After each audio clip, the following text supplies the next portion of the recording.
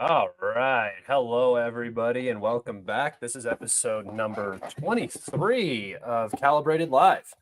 I see some familiar faces. Bubbles, how are you doing, my man? Yeah, we got a lot to talk about today. I didn't do a video yesterday. I just got too busy doing stuff. So I was out and about, got home a little too late, and I was like, there's not going to be anybody on from like Europe, and it just wasn't worth it. So we got a lot to go over today.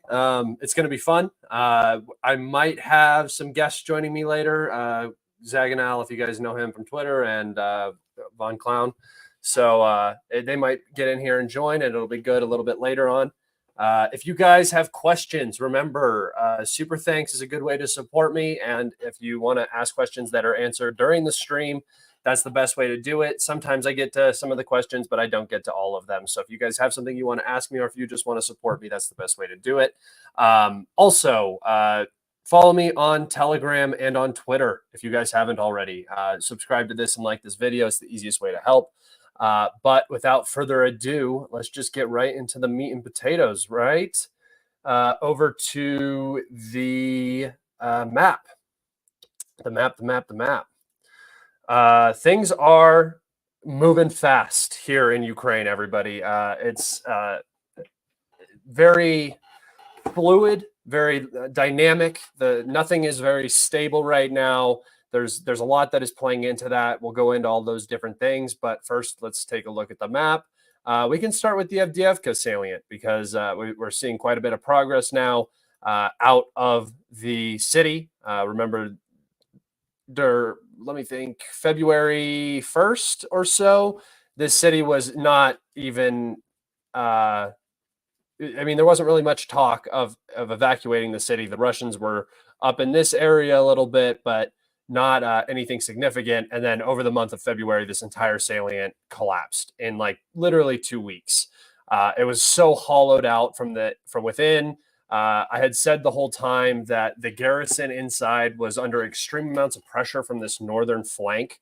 A lot of the reserves were being sent into Stepove instead of, into the city. The logistics down to this part of the city were incredibly difficult. So there was a lot going on. I don't know if you guys can hear my dog drinking, but hey, stop drinking. Oh, well, he's thirsty. So the Ukrainians have now retreated out of most of these areas. I mean, not really retreating. They're getting pushed out by the Russians, but there's not as strong of a defense. They're just really trying to prevent the Russians from getting into this back area where they do not have a line of defense set up. They're trying currently right now to set up a line of defense in between Berdichi, Orlivka, and Tonke, but there's just not really available reserves to send into this area.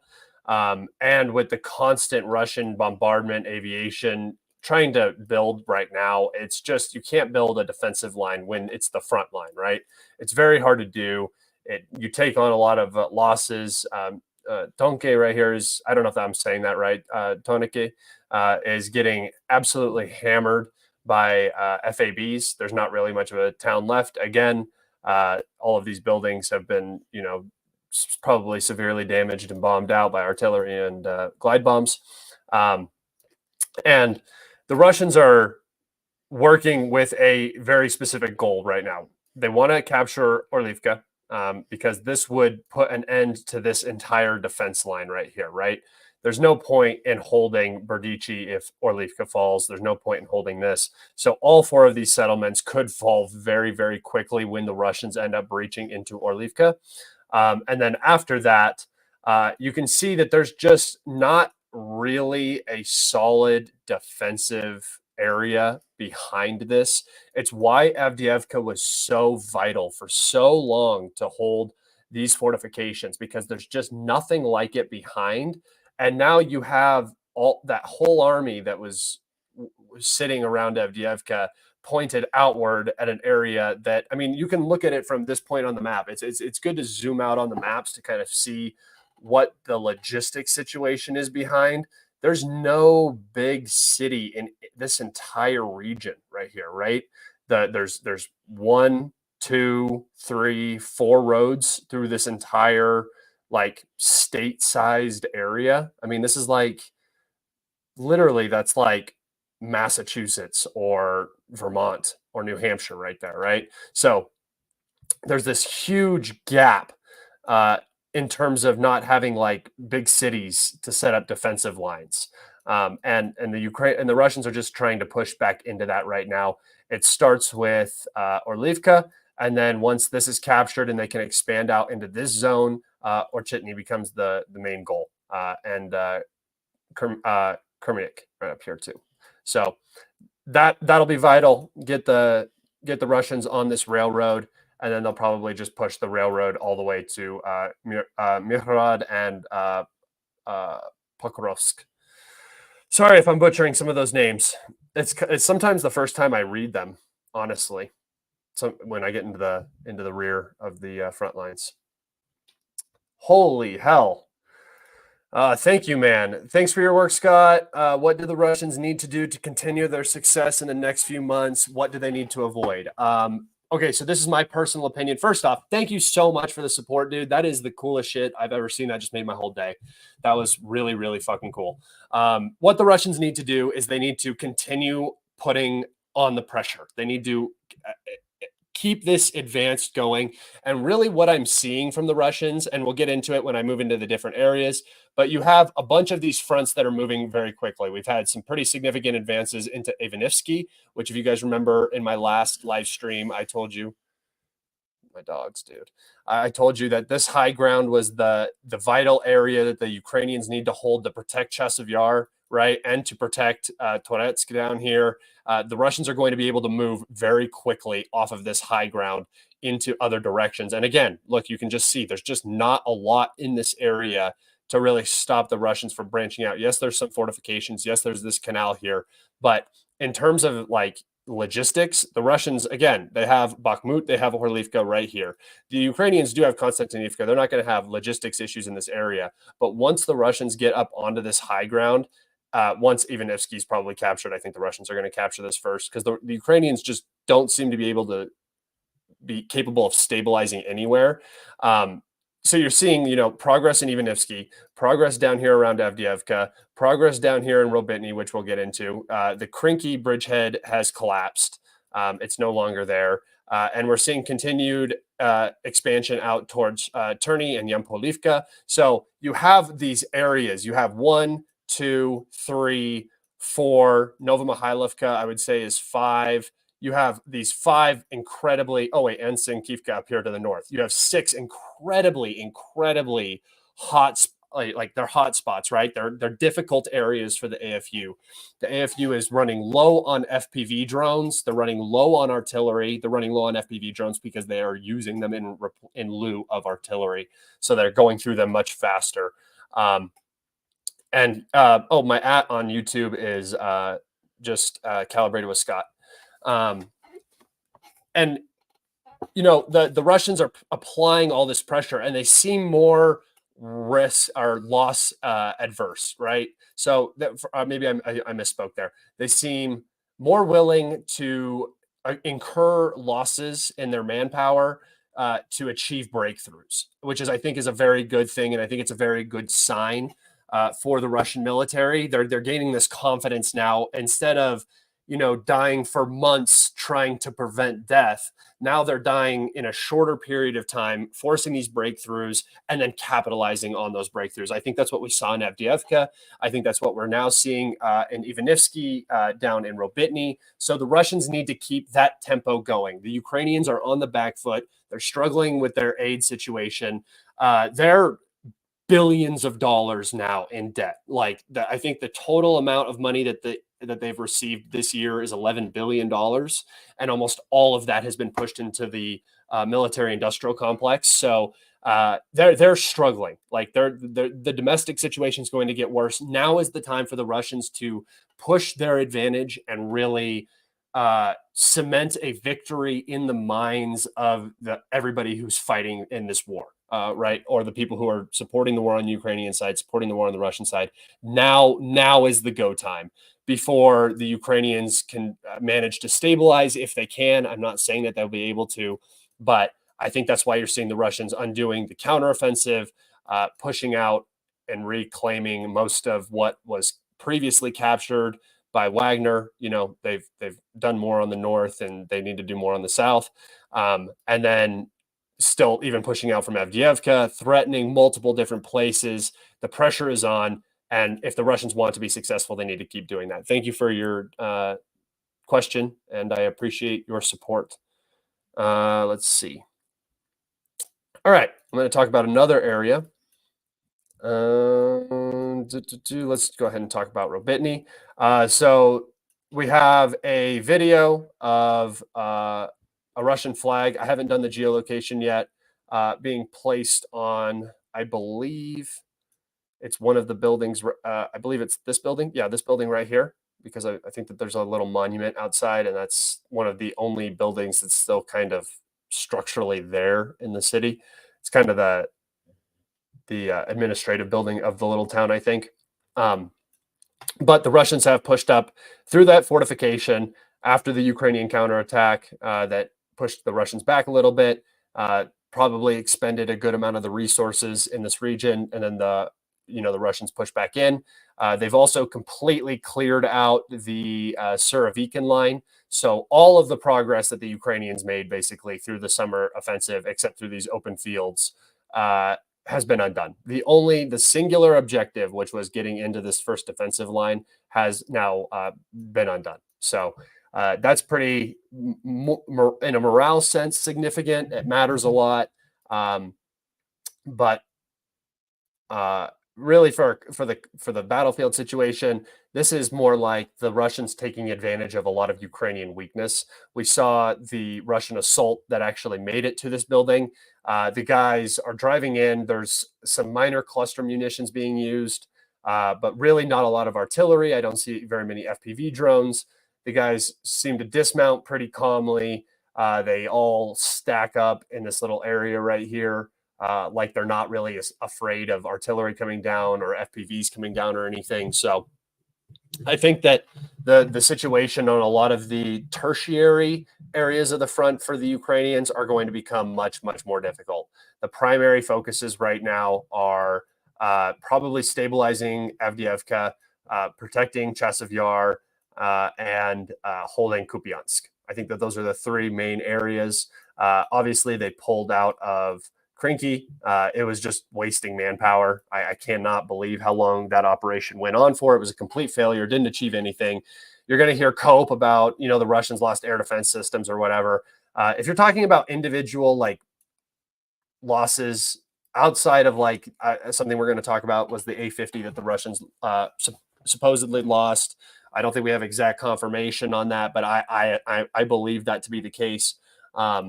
So I think that they're, counting individual equipment losses for the state of the war is not the way to do it.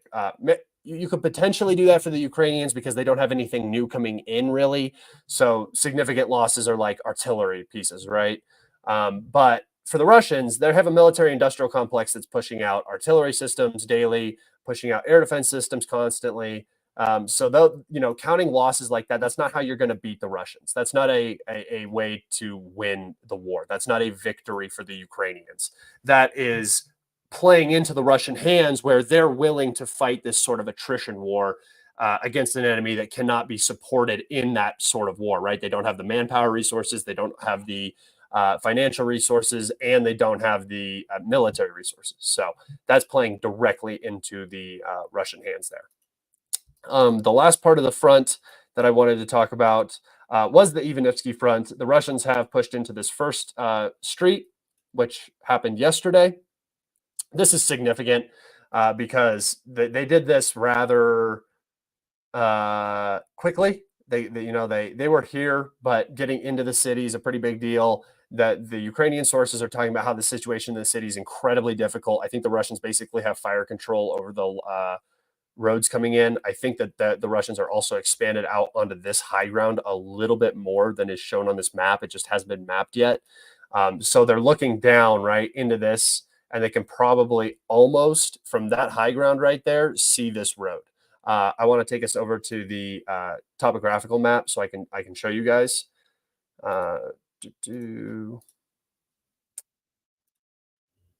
Topographical map. Here we go.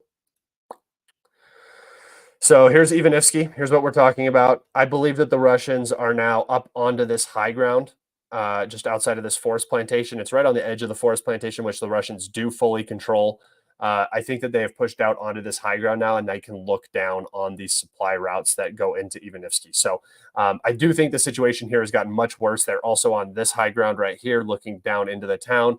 Again, these towns are, Bakhmut and Ivanivsky. When you look at their actual topography, the center of these little towns are in horrible positions for the most part. Like, there's no high ground here that supports them. That's why when the Russians got up on this high ground north of Soledar collapsed so fast, because they could just look down into the city and they had fire control over everything. Every single movement the Ukrainians are making inside Ivanivsky right now is being watched. So that sort of is a better explanation for what's going on. Like I always say, if you want to know what the Russians are up to, just look at the topography of any given area. So the Russians have entered the first street. There's rumors that they've expanded into the second and third streets of the town. I do not believe that they've reached this tire shop area right here, which would probably be the end of Ivanivsky's defense. But losing Ivanivsky is going to present a huge problem for Chasiv Yar. They're going to get up onto this high ground. Klashchivka is probably going to have to be abandoned. So get ready for some movement on this edge of the map. And then after this is all captured, that's probably when an operational pause for this front will end up coming into play. They might move reserves up into here and try to push out into Chasiv Yar from the north across this little canal here. I think that's the play. Again, if you look at the topographical map, the high ground to the north, it's like a ridge that runs right into Chasiv Yar. So if the Russians can get on that and move down that way, that would be the best plan of attack. And then they can also get access to the some of the lines of supply that are coming into Chasiv Yar. The last place I wanted to talk about was Yampolivka and Terny. The Russians have again expanded towards the settlement. The Russian sources are basically saying they're at the point where they can almost walk out of these forests and they can see the buildings and they can walk to the sort of rubble buildings, right? The Ukrainians have very limited transport across this ponds and canals. So this whole salient right here is very, very difficult for the Ukrainians to hold. They're going to probably be forced out of this in the coming weeks.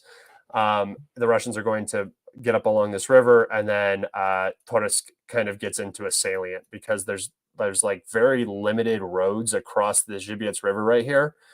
So it doesn't quite look like it, but what's going to end up happening is in terms of logistics, it's if the Russians are able to expand from the north, Torsk is going to find itself in sort of a salient, right? Because there's just not a lot of transport across that little river that separates this town. So while they look very close together, they're actually not. They're separated. So that's the situation on the front line.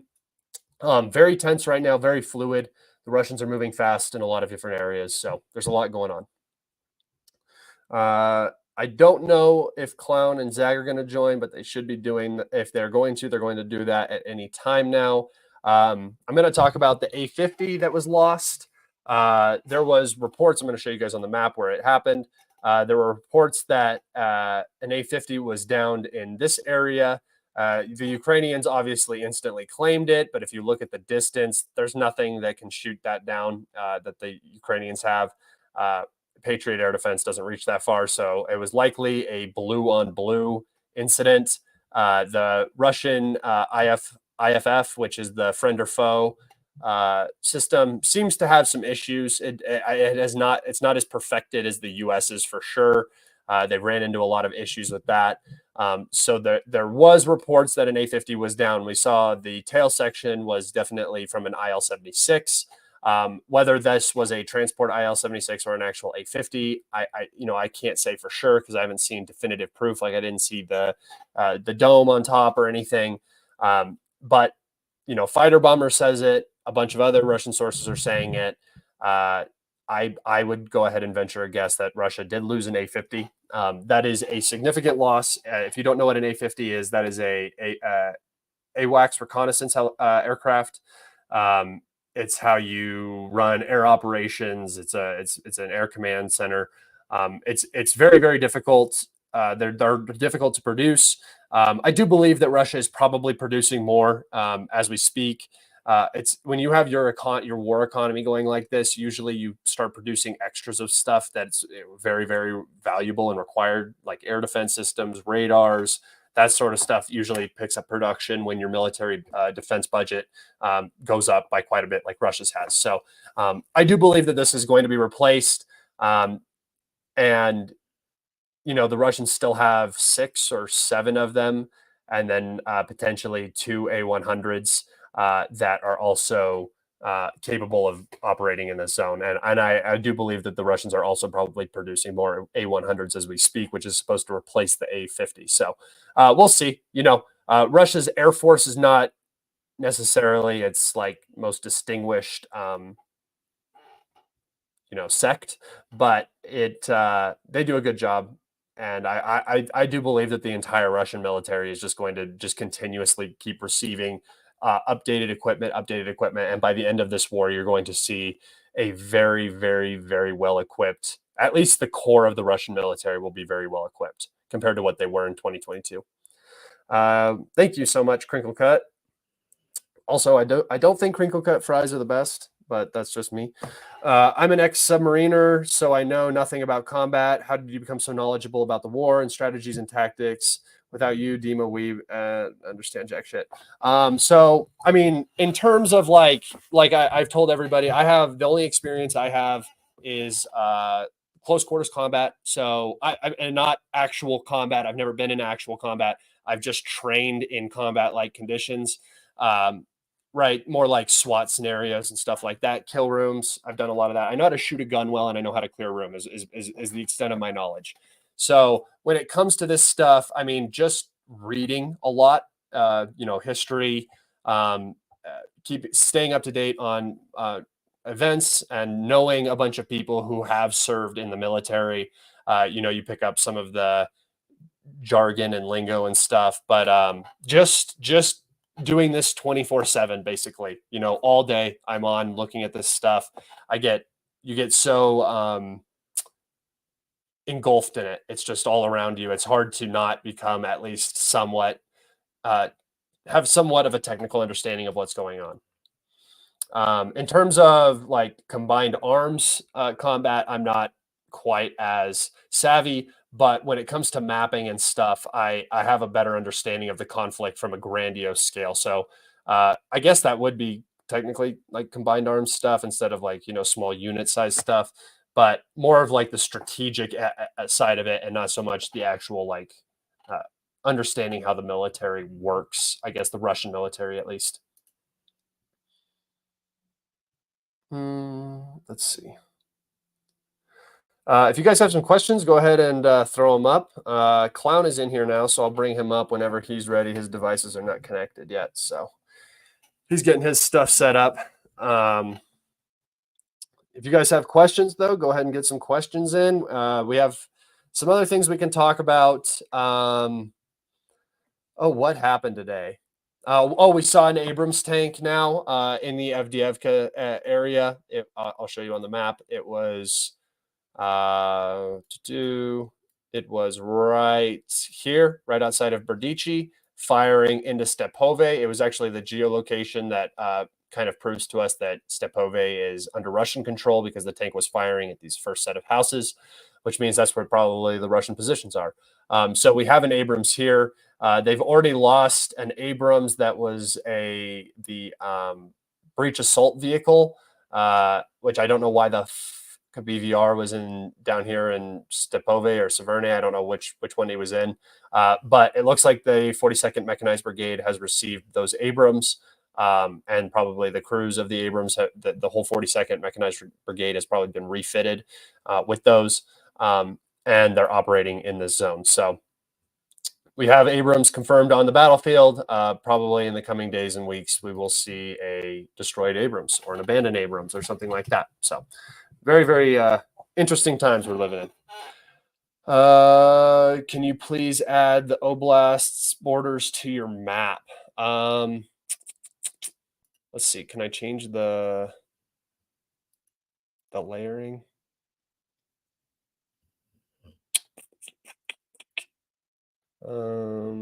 Let's see.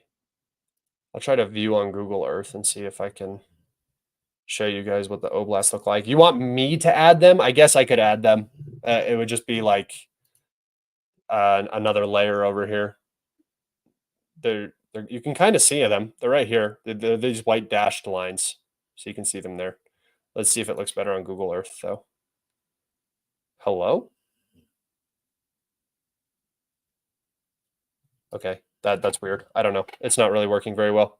And everybody, welcome Clown. Hello, hello, Clown. hello. Today.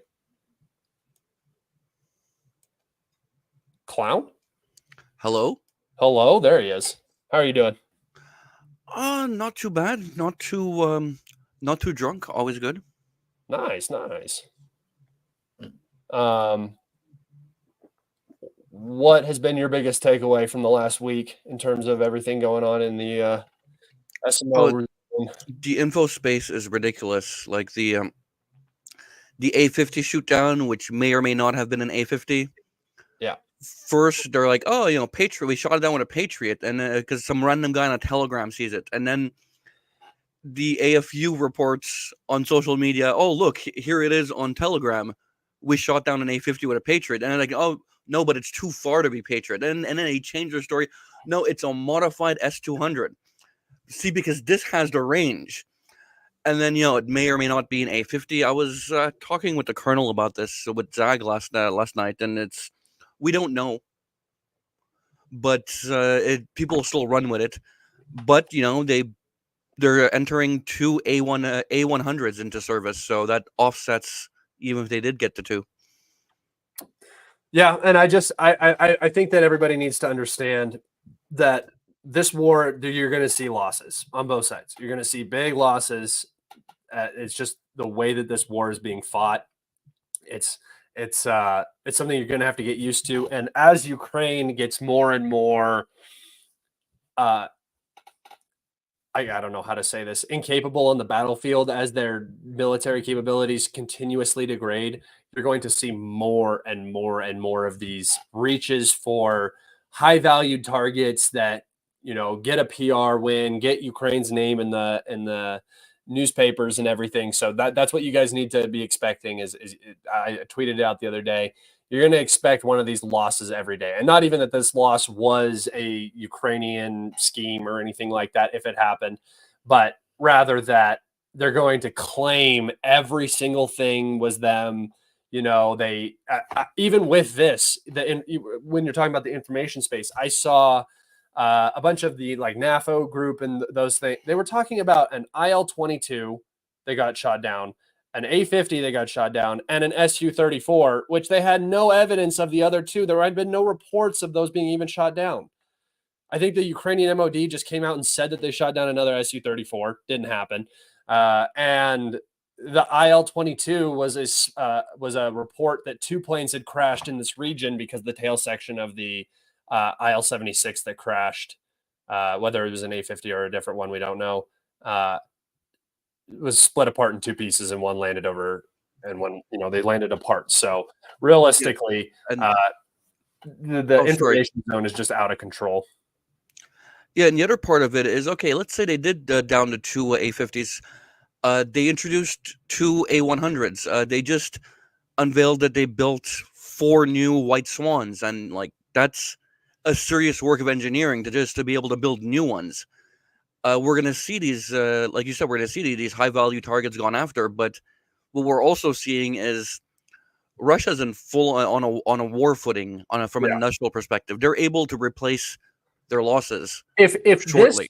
If this would have happened in Syria or something, that would have been a completely different story. Losing a couple A50s in peacetime when you're not trying to spend millions of dollars on new military equipment, that's an L, right? But this is not such a big deal. Do you care to answer? I mean, it is a big deal, but it's not like it doesn't change the face of the war at all. Yeah, I was talking about this with the colonel too. When we say it's not a big deal, or it doesn't change anything, don't take that at literal value. It's a big deal. Losing an AWACS is serious business. It's like It sucks, especially in the event that this one could have been friendly fire because the IFF systems don't work because Ukraine also flies planes with the same IFF systems. Yeah. It was a huge problem in Georgia. Russia kept shooting down its own fighters.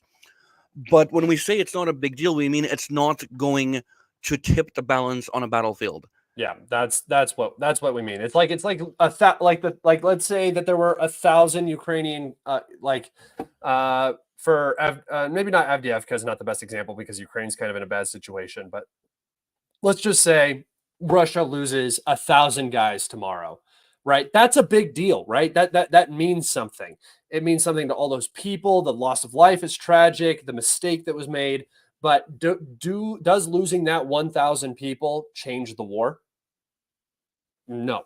I mean, in a mass casualty event, like not like daily losing 1,000 people, that would be horrific. But a mass casualty event, does that change the direction of the war? Not really, right? Clown, Ontario better than Quebec. Is this true? I mean, that's probably an Ontarian. So my condolences, Tyler. My sister used to live in Ontario. I feel your pain. You have my sympathies. And I see why you would say that, but it's your prerogative. You're allowed to be wrong. I respect that. All right, and we got another one from Raphael. Brother war is not something you play with. Why do you think Shoigu is letting Putin keep the son playing games and take Kiev out? What the fuck? Because of the repercussions, the potential repercussions from that, right? You start assassinating high-level officials in Ukraine, and you can invite something that is very, very unwanted by the West. I think that's what the general fear is. The Russians are winning right now. They're manhandling Ukraine. Support is dying. Ukraine is becoming an afterthought. Why change the calculus? It would be like nuking Lvov right now. It's like, what sense would that make? Like, yes, you don't want to lose your men. And yes, I do think that the Russians should be more aggressive in their approach as to not make this a 5-year campaign, right? Taking a city every 6 months or so, whatever. I don't think that that's the right approach. I think you have to start ramping it up as the Ukrainians become weaker and weaker. But, going for Kiev right now is just not the play. You can go for Kiev if that's what your goals are when the army has been completely destroyed over here. Like, there's no point in overextending and all that. There's another aspect to this too. There's internal divisions being sown in Ukraine. We saw that with the removal of Zaluzhny because he was overridden by political twice and he posed a political threat. Yeah. So now what's his name? Sirsky? He is not well liked. Morale is low. He has a reputation of spending lives frivolously. Although surprising to him, he didn't in Avdiivka, but that's less because the order to withdraw came after the rout and they were already fleeing. So we don't know. But you don't want to. No, you don't want a decapitation strike. I personally think that Avdiivka was a complete cluster. I think that they sent in that 3rd Azov Brigade to try to hold the lines and reset the situation so they could bring in even more reserves. And the whole thing just crumbled. Yeah, what I'm saying here, though, is we have these divisions. We have this mistrust. Why decapitation strike? That just causes a rally around the flag effect in leadership. Let's give Sirsky enough rope to hang himself, and we'll see the division start forming. War is not just kinetic. There's a psychological and political aspect to it as well. Absolutely. I think that's the thing that I think a lot of people don't take into consideration is that, the war might not be going necessarily the speed you want it to go at. It might not be going the way you want it to go, but you have to remember that Russia is fighting several different wars right now. They're fighting the kinetic war in Ukraine, right? But they're also fighting an economic war. They're fighting a diplomacy war in terms of their foreign policy, like gaining allies is very important. And if you start doing things that, say maybe increases the civilian casualties, or you, like Clown said, a rally around the flag effect, that can really shift things. And that's why people talk about like tactical nukes and stuff. I always say if Russia uses a nuke at any time, they have lost. That is an omission that they have lost, right? That's what that is. If they use it in a first strike capability because they need to, that is a sign of taking an L. And China will drop them immediately. India will drop them immediately. Countries are not going to stay with a country that does something like that. So, keeping it slow, keeping it rather mundane and boring, letting the West exhaust itself, because that's what the goal is, right? They're fighting the West. They're not fighting Ukraine. Ukraine stopped fighting basically after the first couple months of the war. There was no Ukrainian army left. There would not have been a Ukrainian army left. They would not have intel. They would not have budget. They would not have shells. They would not have anything, right? All that came from the West. So there really is no need to change the situation. It'll all come in time. I think that's really what you guys it's like a hard pill to swallow, but that's what it's going to be. Yeah, and also I want to stress, because I had to reread and critique Clausewitz recently.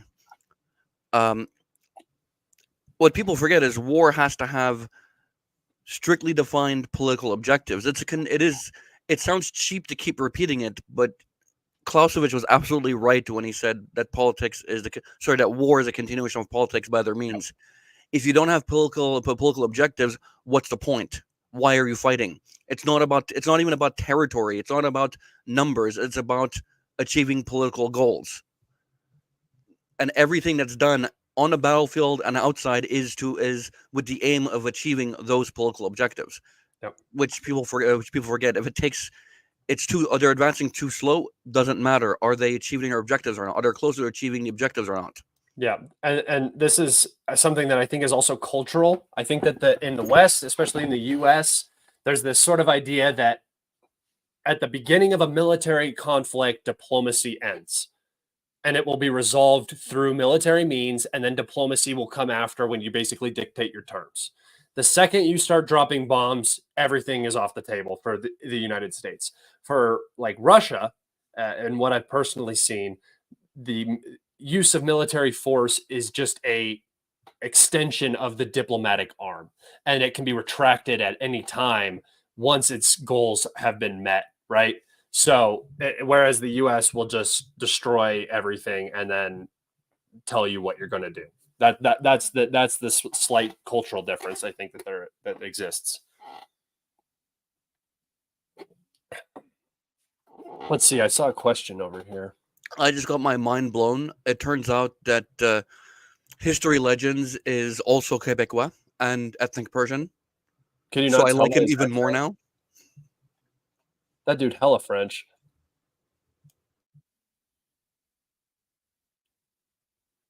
Let's see. Well, I mean, I can't tell because no one would know I'm French unless I dropped a tabarnak here and there. Yeah, but your English is really strong. So, I mean, his is too, but his accent is a lot thicker than yours.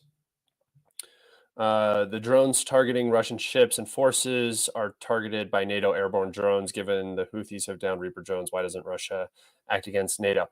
Again, this goes into the exact same thing we just talked about with the unnecessary escalation. They did knock down a drone, and I'm pretty sure that was a warning to keep those drones away from their airspace. But they can't go into international airspace and be aggressive against U.S. reconnaissance aircraft. I mean, they can, but that's like, again, pushing yourself into a situation where there are uncontrollable factors and variables that you're dealing with. If you want to win a war, sometimes the best way to do it is the boring way. Don't try to be fancy. Don't try to escalate and be edgy in that way. just understand that the mathematics of this war are in Russia's favor, and that if the war continues the way it is continuing right now and nothing changes, which should be the Russians' goal, right? I mean, changes on the battlefield are not what I'm talking about, but in terms of the overall, the general situation of the conflict, the West is starting to not give as much support, that sort of stuff. Keep that going as long as possible and keep capitalizing upon that. I think the Russians have already decided that they're willing to engage in a very long, protracted conflict in Ukraine. So that's not really going to change. And why would you escalate unnecessarily and garner more support for Ukraine? Just doesn't make sense. How many Quebecois do you have in your chat? Holy crap. How many what? How many Quebecois do you have in here? Holy crap. I don't know. I guess I got a lot of Canadians. We're taking over, bro. That's what's up. Hey, I'd rather some freaking Canadians be everywhere than, you know, some annoying people. You guys are pretty cool. Chill. Let's see. Your president is a lunatic. Well, we don't have a president, to be fair. Dictator. Sorry, you're dictator. We prefer to call him a dictator. The dictator in chief. Here we go. Question. We'll do one more question. How does Ukraine still have working airfields? Surely Russia can run into them. So airfields are actually quite easy to repair, especially when you're talking about the standard that Russian-based aircraft, Soviet aircraft, I guess you would say, what they can take off of. They're meant for highways. So even if you took out all the airfields, you can just throw them onto a highway, a straight stretch, a grass field. You can have mobile airfields. It's Russian military or Soviet military. You don't even need airfields. The MiGs and most of the Sukhois they're designed to like shield their intakes from debris, so they're made to take off of rough fields. You cannot stop these. You cannot stop these from taking off. This is going to be a problem when they receive F-16s and realize that they can't take off of like random rocky fields anymore, or even airfields that have been bombed out. Because if you have literally a dirt road, they can take off on a dirt road. So your airfield does not have to be pristine. It just has to be somewhat level so that the jet doesn't, hit a pothole and take out the landing gear. But also the landing gear on the planes are specifically designed much more sturdy than Western aircraft. So yes, the F-16s is going to be a major problem. I don't understand how they're going to solve that logistically. The Russians should be all over that. It should be so obvious where these planes are located just because of a massive logistic train that's going to follow them around. Oh my God, bro. Je me souviens, mec. Québec libre. You guys. My whole chat is Canadian? Québécois on top of it. Oh, man.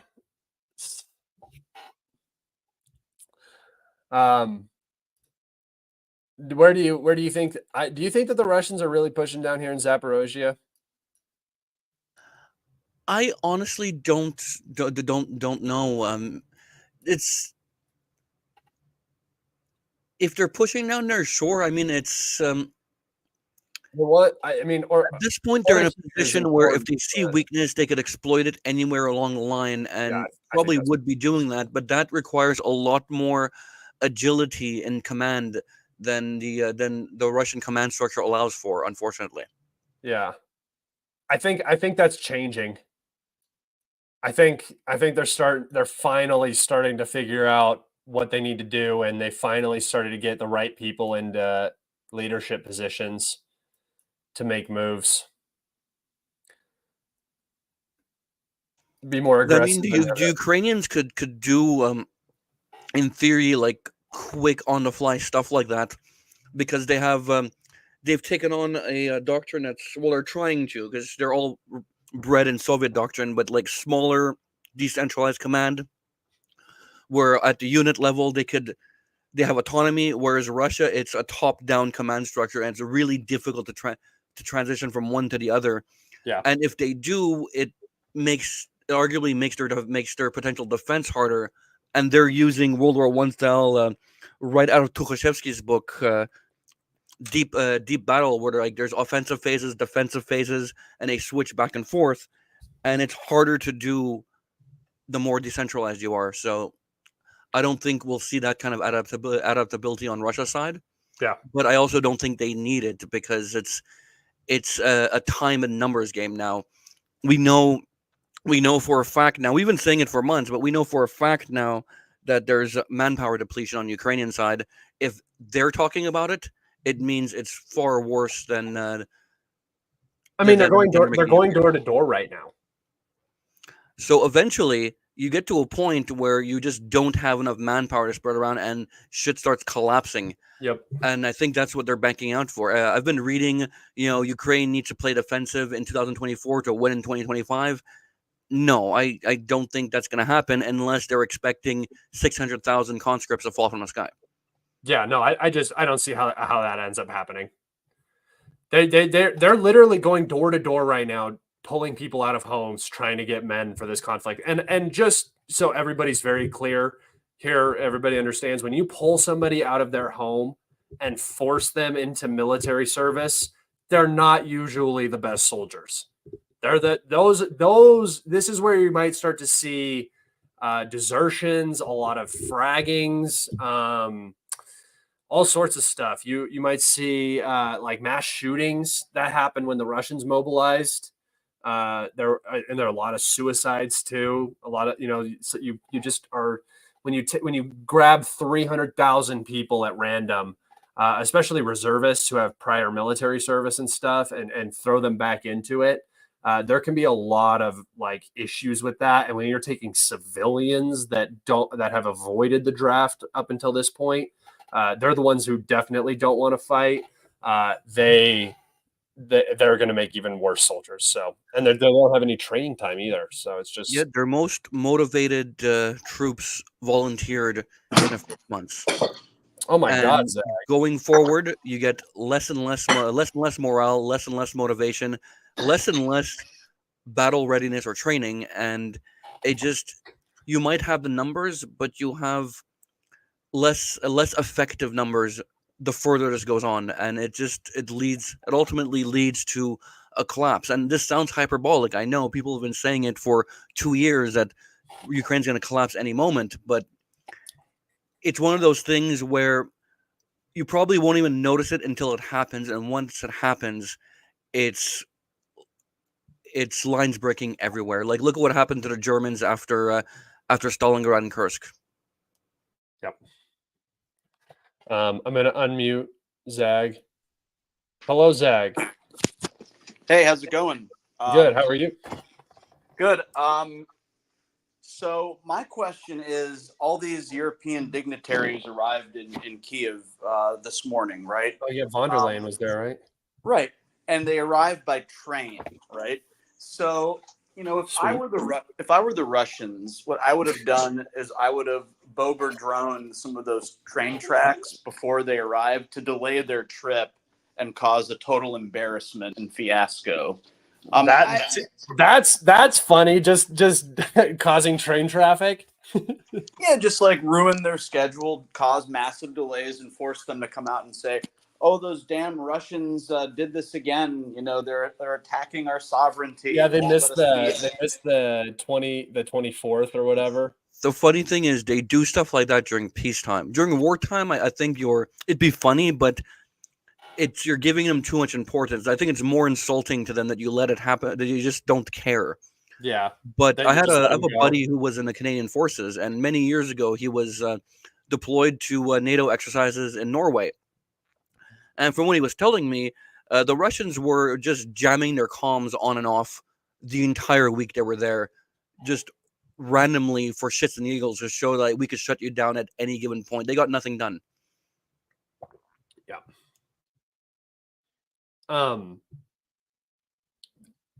Why are they even there? What are they even? I don't even know what they're trying to accomplish. Are they just trying to rally support again? It's obviously not working. Solidarity, support, Also, money. all of these rallies today, the Ukraine support rallies, were just abysmal, dude. Small turnout. It just is like you have like it's like becoming like Ukraine support is becoming like this very niche thing that only like like the NAFO and those type of people actually like still support Ukraine. It's getting bad. I didn't think it was going to get this far, honestly. I keep like I'm in disbelief that we continue going down this road so far.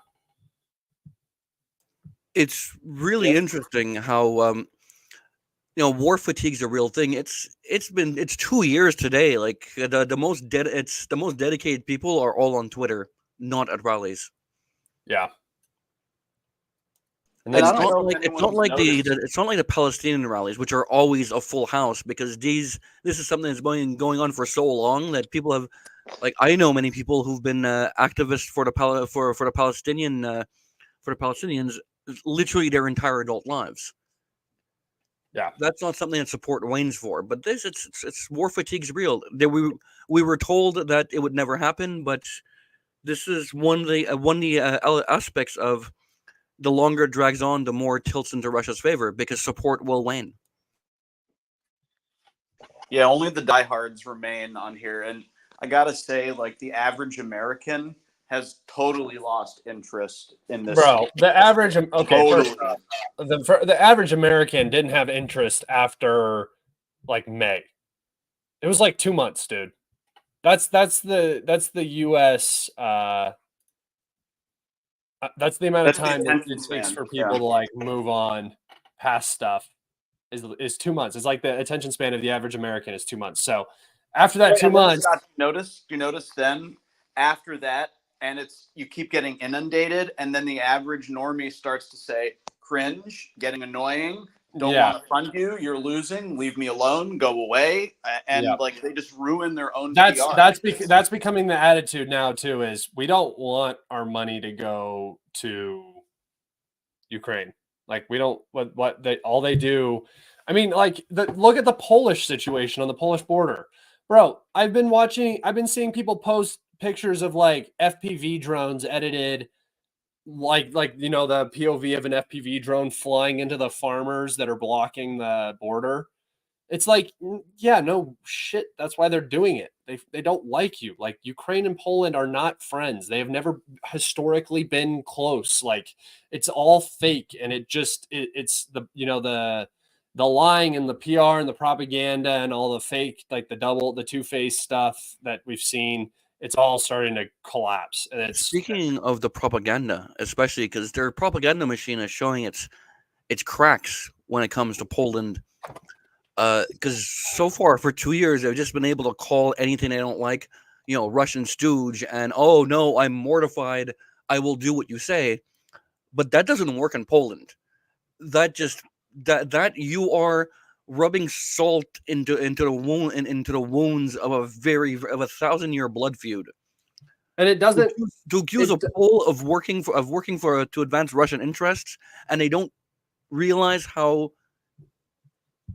I'd say insulting, but it goes so much deeper than that. That is to a Pole. They're actively turning the Poles against them because they don't know how to adapt the propaganda game. It's kind of sad to watch. Walking into like an Israeli government meeting and just cracking Holocaust jokes. Like their national hero is Stefan Bandera. He literally perpetrated a genocide against Polish people. And it's like that scene in Die Hard 2 where they make Bruce Willis wear the sign. That's what this is like. Yes. Yeah, just rubbing it in. And so we get accused a lot of being dangerous for propagating Russian narratives, but I got to be honest, some of these large pro-Ukraine accounts, I'm talking 1 million, close to 1 million type followers, openly suggesting today that Ukraine will somehow win. Yeah. Do they honestly believe that? I don't know. If they don't believe it, then they're spreading lies to fundraise, to gain clout and clicks and popularity. they're the true agents of chaos on here, not us. It's truly them. Listening to these people talk, it's hard for me to tell if they're just so absolutely and completely divorced from reality. I mean, I can understand not believing Russian propaganda numbers, whatever. Don't believe it.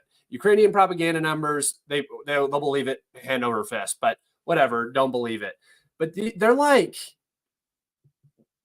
watching a different war.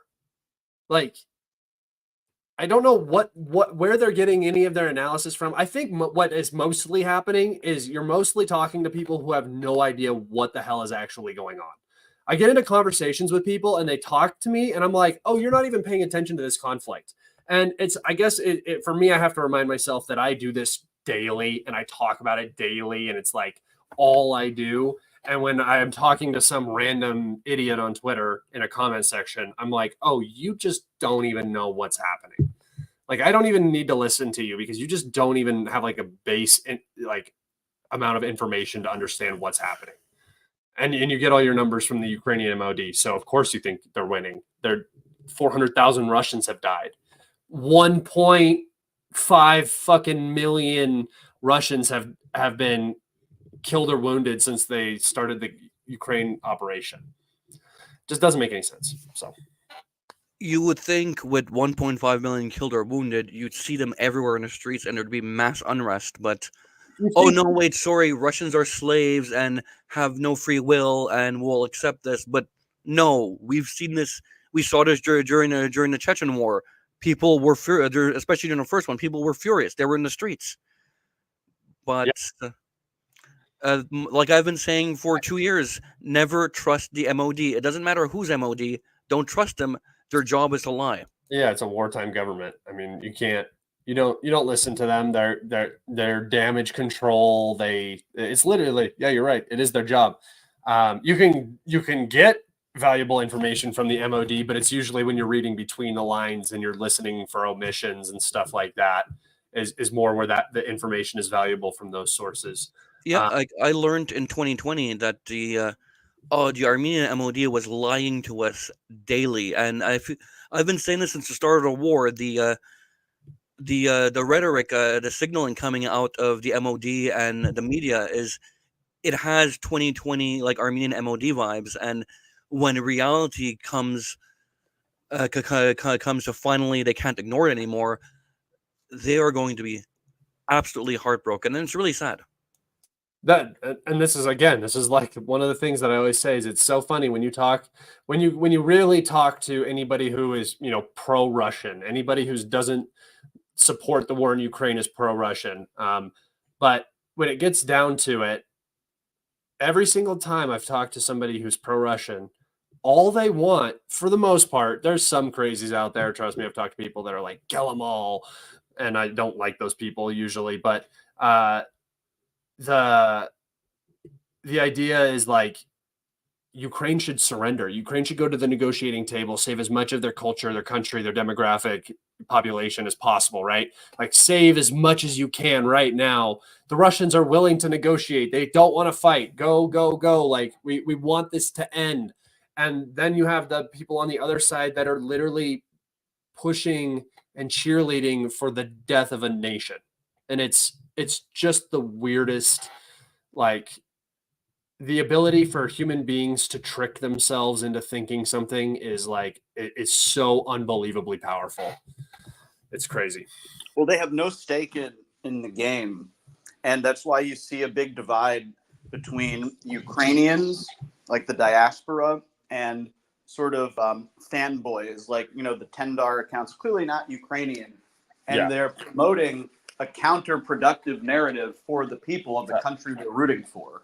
And they don't care because in a year, 2, 5 years, whatever, they'll go on with their lives.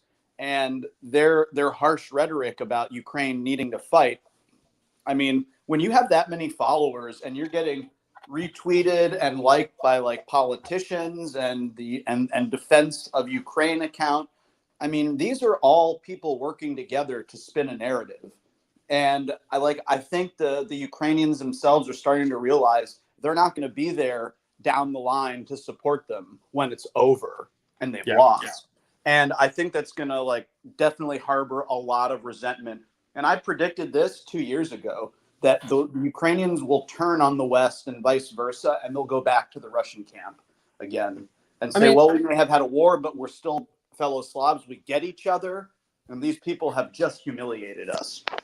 I don't know if it's ever going to get back to that point. I mean, it could. I think Russia would have to take over most of the country for it to get back to that point. Once everybody realized that life would just go back to normal, it would be like you were in just a little bit better Ukraine. Like that's basically what Russia is. They just have more. That's not even in the cards because West Ukraine isn't worth occupying for Russia. I mean, I don't mean West Ukraine. I'm talking about the majority. I mean, Ukraine is a nation state not really existing anymore. So, like, but that's a tragedy of this because nobody wants Western Ukraine, not by itself. It's not sustainable. That's where the Galician psychopaths are. Yeah. It's that's like all the resources and industry are in the east, and that's what I'm saying though. If Russia pushes up everything east of the Dnieper, just say for just context, and then Odessa and Ukraine is landlocked, that nation doesn't survive, does it? There's nothing. No, it's a welfare rump state of the EU at that point. Although, right, and so that's what I mean by. I don't believe that Odessa is in the cards, personally. Yeah, it becomes like Macedonia, totally unimportant, landlocked. Yeah, like Moldova. Like Moldova doesn't do anything. Yeah, nothing. It's just a drain, basically. No, there's two things Moldova is very well known for: being ever so slightly less poor than Ukraine and being ever so slightly less corrupt than Ukraine. And better wine. Let's see. We got a question. The arms industry, the smuggled arms industry is actually a Transnistrian enterprise, not a Moldovan one. So they don't get that one. Wait, so That's true. NGS is saying the strategy is to keep control and adjust the narrative until a negotiated settlement, so it can be sold as a victory or a partial victory in the West. Yeah, no, I do think that's where this is going to end up. It's gone on for so long. At what point are the Russians going to just? I mean, I feel like they've probably already decided that they're going to end it their way. They're going to end it on their terms. So and NGS is spot on though. Coming to that negotiating table though is a surrender, right? That's not really a negotiated settlement. But you need to leave the West a face-saving off-ramp because they're not gonna get off unless they could save face and claim it as some sort of victory. Absolutely. They're gonna say there was one storm shadow too many. The Russians had to come to the negotiating table. And can you imagine? We were able to stop the Russian army while being depleted. And guess what? Kiev still stands. This place, that place still stand. We've defeated the mighty Russians. That's their narrative. That the Russians came to the table first, and we outlasted them. And basically, the whole notion of a negotiated surrender in the first couple weeks has been glossed over by them. 3 days to Kiev, that sort of narrative. So they're going to do the same thing for a major surrender. They're going to do the same thing, and they've been winning the PR war to an extent, but I think that's changing. I think the average person's seeing, oh my God, not even our politicians want to give money to you. You people are so insufferable now with the begging and the demanding, you know. Yeah, I don't see how there's negotiations. I mean, there would have to be regime change for there to be negotiations. You would see Zelensky out. That administration, there's no way that they can survive, like literally survive going to the negotiating table. They've killed so many Ukrainians. Not politically survive, literally survive going to the table. I mean, elections are due in what, 3 or 4 weeks, maybe 5? Yeah, bro. Yeah. I mean, they're not going to happen, but they're due, is all I'm saying. Oh, man. It's a foregone conclusion that Zelensky will win. And election talk is prime, dude. That is Ukrainian elections coming up. Yeah, they get very sensitive about it, and they tell you, oh, if you're an American, you remember FDR. You know, it would have been a disaster to replace him during the Yeah. war. Like, are you you people are so stupid to suggest that even if we wanted a free and fair election, it would be in Ukraine's best interest to keep Zelensky, blah, blah, blah. So it's all this cope about just fear of change, fear of transition, because they know that a neutral government, things would be different, right? I mean, a lot of people are benefiting there. I was hearing from Kaiser, who posted a link from a German publication saying that Germany is paying Ukrainians up to 40,000 euros per year, and they don't even have to live in Germany to receive these benefits. They just have to somehow register there, Which they is can go back and keep the money.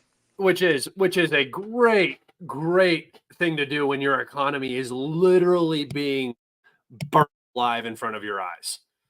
Like, you're deindustrializing at a like unbelievable pace. You know, your military is getting worse and worse. Your immigration policies have not been particularly great, and now you're just throwing money away. I don't know, man. The West is in its death throes, especially Europe. Yeah. They think printing money will outlast Russia. There's always this notion of tomorrow, next year, next month, next year, when we produce more ammo, when we increase shell production, By the way, Jesus, don't even get me started on the shell production. That is a clown show. Yes, Now, it is. I'm going to give credit where it's due to the United States. Ramping up production to the extent that's needed isn't something that happens. It's not easy to do, and it's not fast. But their time frame of 12 to 36 months is ludicrously fast. So credit where it's due. They just have faith. They just have faith that they're going to be able to do exactly what they did during World War II, even though that's not how factories work anymore. But that's the thing. They can't do what they Exactly. did during World War II. It doesn't not because they physically can't. America can. America has the production capacity, the industry to be able to do it. The thing is, are you really going to switch to a war footing during what is for the United States peacetime? Or worse, are you gonna, if you want to do like you did during World War II, are you gonna convert to a war economy when you're not at war? What's the point? You've lost already at that point. Yeah, that would be such an economic hit to the U.S. to go into that sort of footing to supply Ukraine that if you saw that beginning to happen, it would basically. Look at this account. I'm sorry. I'll go back to your question in just a second. Look at this. Stop spreading propaganda. Is this a parody? Or yeah, it says real again, but it's funny. That's hilarious. I hate. I said no way. I hate so much that they have to have joke in parentheses at the end of the name, because that would be glorious parody if it wasn't labeled. Yeah, and somebody made a good point. We don't have necessarily the qualified personnel to run those factories necessarily. Like it would take a good year to train up everybody you need. It would take a good year or two to build all the factories and repurpose the factories in the way that you need them. It would be an undertaking, and that's why it's not going to happen, because it's such a massive. That kind of production requires like triple shifts. Like you have a morning, day, and an overnight shift. Sorry, a day, evening, and overnight shift at all times at multiple factories, production lines. That you have to expand production lines, and the problem is you're not gonna get the economies of scale, because they need to pack in the costs of expanding supply lines and the production costs into the unit price, and they need to cover for. There's no guarantee that they'll have this continued demand after the fact. So this is why you look at Western shell production, and 5,400 per shell is the cheapest available right now. It costs the Russian $630 on a bad day to produce one. Wow. Yeah, just to finance Ukraine's war effort will just bankrupt the West. And a lot of these people forget that you need to convince private industry to transition. Dude, here's the thing. Their factory. Here's the thing. If you guys want to know what's happening with the US's plans for the future, all you have to do is just go. It's kind of annoying, but you have to go do some dives into the order requests that have actually been put out, and it's a joke. I mean, you can tell that the US is not looking for a war. That's why they're being so careful in the Middle East right now with Iran. That's why they're being very, very cautious with the Houthis. They're not doing what they need to do, obviously, because they're not stopping the interference of shipping, and they're being very careful with the Ukrainian situation, not trying to push too many red lines, I guess what you would consider red lines. Let's get to this question though. Great show, guys. Will the EU allow Ukraine to use runways in Eastern Europe for F-16 deployment, or is this just a bluff to scare Russia? Yeah, this is a bluff. You would be basically directly involving yourself in a war against Russia. So it would be an attack on Russia from NATO territory. And they're not going to do that. Nobody wants this war. I'm telling you, like, you can just see how they'll push right up to that line and pretend like they do, but they don't. War like that does not make people money. Right, because this is how this plays out. Let's say they do it. They use they allowed Ukrainians to use NATO runways. Russia strikes those runways because of course you do, because yes, they're using those runways. You strike them. NATO then does not invoke Article 5. Because you can't. You made it a military target. It got struck. It's not a defensive thing, and so Article 5 isn't invoked. How stupid and weak does NATO look then? That's the part of this calculus that a lot of people don't factor in when trying to determine if it's a bluff or not. There are side effects beyond Article 5 being invoked because it won't. They did say that NATO had given, when they're delivered, NATO has given Ukraine permission to strike targets in Russia proper, not just. Where did that come from? That comes from a Ukrainian source. Next to right. I have not seen there's some that. sort of meeting that they referenced. I think. I very, very, very, very much doubt that. I tend to. So I'm sure somebody told them that they'd be allowed to do that, and then that person's superior is like, "Yeah, no, we're not going to be having that." Dude, that is pushing the envelope to a whole nother level. Like, can you imagine if you're firing like those AIM missiles into Voronezh and Rostov? I mean, could you imagine? There's going to be a UN Security Council meeting. The U.S. will not show up. The Brits won't show up, and Russians will be furious and will say, "You guys facilitated an attack on our soil." That would likely mean the end of Ukraine. That would be the end of Ukraine, and the Duma might say it's time for a counter-terror operation. And now any supply that we find on the Polish border is fair game, and your trains, we're done with you. And I think that you're right. That would be the time to lay down the law. You just gotta. You would have to, and if you didn't, then people could start to say the Kremlin's looking weak. Then they're not a cohesive unit. There's too much division. They can't come up with a plan, so they're just getting hit in the face. Read the comment I just posted, which is funny. Yeah, no, he's right. Like, Biden is not a smart guy and never has been. And do you see this one?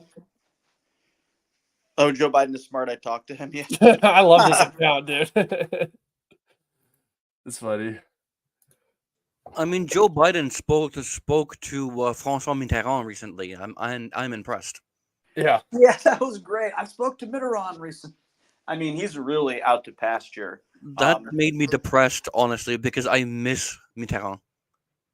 I miss having an elder statesman at the helm of France. You know, after Sarkozy and the empty suit Macron, you missed a good one. Macron. There's no leaders in the West that I look to and I think they're doing a good job. So I have to ask, Scott, because things were getting quite autistic yesterday with the A50. Oh, yeah. Coincidentally or incidentally enough, I did some digging, and Russia has two A100s that are that have been completed and are in hangars. They're messing around with them, and they're going to start testing them out. So, Yeah, well, that's supposed to be the replacement for the A50 or for the A50, but you know how those things work when you're in peacetime. So like there's this like idea that's like plaguing the information space, especially on the pro-Ukrainian side, that the Russia that they talk about is like 2014 Russia or like 2013 Russia, where they're like in peacetime. I mean, even after Crimea, it was the same. Nothing really changed after Crimea except the sanctions, so their economy shifted a little bit. But there wasn't really like a change to the military at all, and things take forever when you're in peacetime. Like planes that you're trying to design, like the Su-57, there's just not the need for it, right? Like, what does Russia need a fifth generation fighter for, right? Like 4 years ago, like nothing, right? The Even only now, adversary even you now, have do that they? has fifth generation fighters is the U.S. and China. Turkey has one now, but previously it was only the U.S. and China that had theirs. So what do you need stealth fighters for? You have nukes. Investing in that is not exactly what the Russians wanted to do. So there's this idea that like planes are going to take forever to be made and boats are going to take forever to be made and stuff. That's peacetime. Yeah, that stuff does take forever. When you need shit gets made. That's the difference. yeah, I agree, and their numbers are often quite inaccurate. They're relying on sources, like you said, 5, 10 years old sometimes, and I just think there's lots of wishful thinking there. We call it cope, right? Yeah. They're just impossible. They're not going to out. But my bigger thing is for this airplane, and I don't want to really like write it because it's who knows, but there's been an awful lot of sort of like NATO activity in the airspace in portions of the Black Sea. And I did some research. The MQ-9 Reaper has a Hellfire missile that can go up to 11 kilometers. I don't trust the military apparatus of NATO in this peacetime situation because they can push the envelope and they know it. And this is like 11 kilometers right there. yeah. And like my thinking is what would stop them from sneaking in a little drone strike like that and forcing Russia to figure it out and prove that they did it? If these things keep happening randomly and it's not clearly a Ukrainian missile, then what the hell is it? Is it friendly fire or is it something more? I mean, are you talking about the A50? Yeah, I mean, the A50 was almost definitely friendly fire. There's nothing in the Black Sea. If there would have been a U.S. aircraft with an interceptor missile in the Black Sea, then you could maybe make that argument, but there was nothing at the time. So it's almost certainly friendly fire. So you still think NATO doesn't have the nerve to do these sorts of like terror strikes on? No, the Russians would know. It's not. These things are not secret to the military apparatus. If they found out, would they say it publicly yet? I mean, is that? I think it's. I don't think that's what's happening. I think it's. It could be some sort of interference with the friend or foe system, but honestly, I think it was just an accident. I don't think the West has anything to do. I think so too. And by the way, the Kremlin, I believe, has not admitted that any A50s have been downed. Correct? Because the first time they showed pictures. No, but they're not going to do that. Yeah, they're never. And so the There's sort of staunch believers in the Kremlin say things like, I don't think any have been shot down. I mean, they've told us when things have happened, and they'll say, no, that didn't happen. So I'll take their word for it. I mean, it's one of those things where they'll have to show us the plane in question over the next week or two. Yeah. And say, here it is. It's on its regular deployment at this random base. Like, you guys are crazy. And that's what it takes. And then the NAFOs. But the thing is why even do that? Why even exactly? Why give them any mind at all? Because they're not trying to impress a Western audience. The Western audience doesn't matter. We don't get a say in anything. I mean, we're getting fed up with the war, and I don't think shooting down a Russian plane is going to make the American people less fed up with their money going over there. It doesn't change anything. I mean, you can say, well, oh, our money's going to killing Russians, and then it's like, well, why? Like, why is our money going to that? Like, that doesn't benefit us. So I just think that the best thing for the Russians to do is just keep doing what they're doing and ignoring literally everything, because domestically they're winning. That's all that matters. And Scott, like, Ukraine doesn't have the ISR to be hunting. So when NATO ISR says, hey guys, by the way, there's a big juicy thing that's flying around. Are you guys interested? And Ukraine goes, yes, thank you, done. Like, that's how that works, because I think Ukraine is slowly declining to pass up opportunities like this as their military struggles. They'll say, yes, we would like to exact revenge. We're very butthurt over Avdiivka. Please, you say there's a plane there, we'll just start firing a bunch of what we have in that direction. Yeah, I'm convinced of that. That's already what's happening. That's already what's happening. And so NATO's technically complicit, if you want to go down that route. And I think that they are. Bro, they're giving them the missiles. Yeah. It doesn't even matter if they're giving them ISR. They're literally handing them PAC 3s and PAC 2s and old S-200s. What you will. That's complicit. Yeah. Yeah. So it doesn't even matter if they're alerting them to this situation. They're giving them, the Ukrainians, the weapons. So that's end of story. Do you think Russia will ever get revenge for some of what's happening? Oh yeah. I mean, No, they probably already are. Like, you won't see it in a kinetic form. Probably, you might see it in a regime being changed in a country that's loyal to the U.S. and it hurts the bottom line. And next time there's a proxy war in the Middle East, expect them to be going to be very, very eager to fund the side that's killing Americans. Right, like that's what you're stepping into right now, and I do believe that that's what World War III will look like, is just a bunch of these little proxy wars like this. Ukraine, Taiwan, the Caucasus, Syria, Iran with Israel, sort of region, that maybe something in South America, Venezuela. That was mean Bush sort of deal. We'll see. I think another crazy thing I've been seeing is there's all this talk about Poland going nuclear. Now, I think that's going to be within the arms sharing framework, but a lot of our favorite talking heads are going like, oh yeah, it'll be fine. It's with NATO in question. Our allies will have to nuclearize. But what do you think happens on the flip side? Do you think Russia's not going to start proliferating if the United States allow proliferation? Mm-hmm. People think in very short-term terms. It's unreal. The Poles have been crying for years about Russian nuclear weapons stationed in the Kaliningrad Oblast, and the Russians just say, no, these are strategic weapons. These are not tactical weapons. Poland, you're not consequential enough to receive a nuke. Like, thank you, don't worry. And they've for years have insisted that the United States station nuclear weapons there in response. So I mean, the U.S. has constantly brushed this off, but given the climate, they may do it just as a big thumbing of the nose to Russia, saying, okay, what are you going to do about it now? God forbid they put them in Finland one day, Yeah, that's true.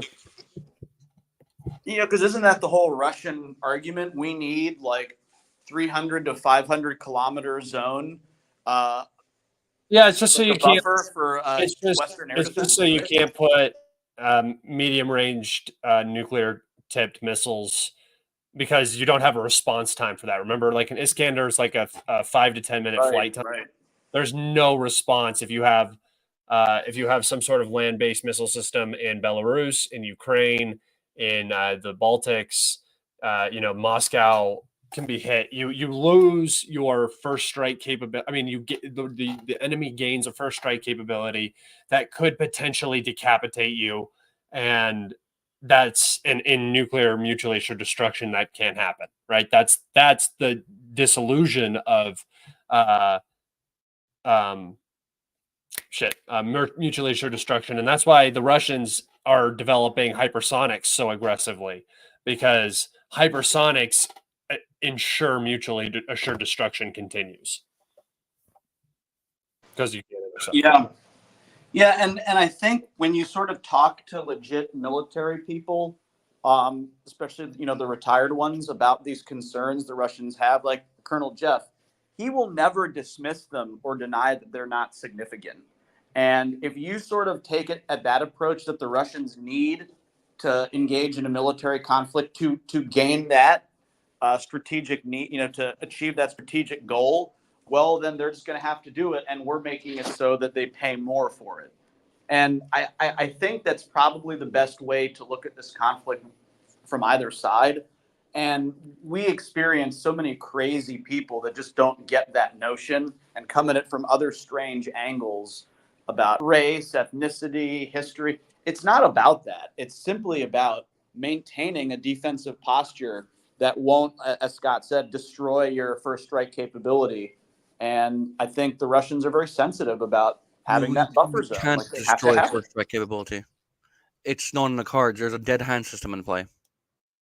Well, you can decapitate leadership.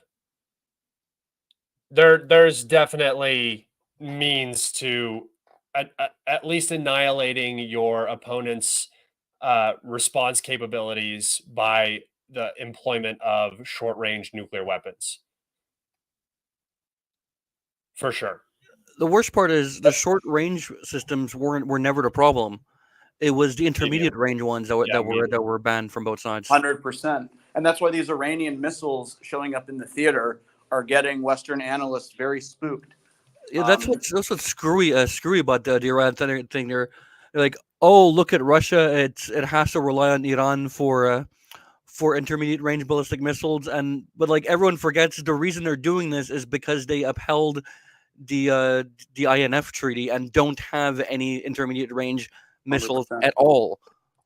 And If he says the Americans are acting surprised only because they have 400. intermediate range missiles in abundance and Russia doesn't, what does that tell you? Only 400. It's like, that's so funny to say out loud, because that's like more missiles than most countries have total. Like, that's so many missiles. I think it was Ukraine Maps that did like a graphic saying 400 Fata 110 missiles, and he like showed all the targets that Ukraine worries about that those things could strike. And he was like, "This is absolutely terrible news." Oh yeah, if you put those, if you put 400 ballistic missiles like that in Belarus, you could do like just I'm thinking like the most genocidal way possible. You could do so much damage. Like 400. I don't think you guys understand how much damage 400 ballistic missiles would do. It's crazy. A huge amount of damage. That's like that 400 ballistic missiles is like, I mean, you guys have seen these things hit the ground, right? They'll take out a whole building. So I think the problem is people think here 400 missiles and think, all missiles are the same. 400 HIMARS missiles, 400 aren't the same as 400 like ballistic heavy payload ballistic missiles. Yeah. You think about think about what 400 ATACMs would do for Ukraine right now. That would be huge for them to get. Yeah, that would be massive. That would be huge. I don't even think there's 400 fucking ATACMs to even like get together to send. There aren't. Yeah, I did the math on this a while ago, trying to using public domain sources. How many of them work with the first generation launchers that Ukraine has, and calculating how many have been used already in the theater of war? Quite a bunch of them were used in Iraq, and how many have been refurbed into newer variants that wouldn't work with Ukraine's launchers, and there aren't very many left. Yeah, that's why they got 20. That's why they got 20. That's exactly what they got. Thank you. Yeah, like the West doesn't understand the scale at which countries like Iran, Russia, North Korea, China worry and focus on their weaponry, because for them that's their key to independence from the West, the United States. Right? Go ahead, continue. Sorry, Zach. No, right. So like they just don't realize that that is a strategic focus of their governments, and that will never stop happening. Yeah. So the West has to find different ways to counter, because they're not going to be able to do it with produced arms. They're just not. Yeah. What do you guys think Iran? This is a good question. What do you guys think Iran is getting out of this trade? Do you think it's a deal on their Su-30? Did they get 34s or 35s? 35s. Absolutely. 35s. It's absolutely the 35s. You think it has something to do with that? They're like, hey, we need missiles, so we'll just give you guys these planes. Absolutely. Iran's Air Force they're cannibalizing Phantom 2s and Tomcats to keep their Tomcats and Phantom 2s running. They need an Air Force. Yep. I think that's what the trade is. I think they're getting either a good deal, a really good deal on future purchases, which is also likely, because that's what happens a lot is in these deals that you'll say when your next order, if you order, say, 35 Su-35s, or I'm sorry, 15 Su-35s, we'll take down, we'll give you it for the price of 10 or whatever, which is equal to the cost of those missiles. Oh, I've also seen people coping about also if they're getting missiles from Iran, it means they're running out their own.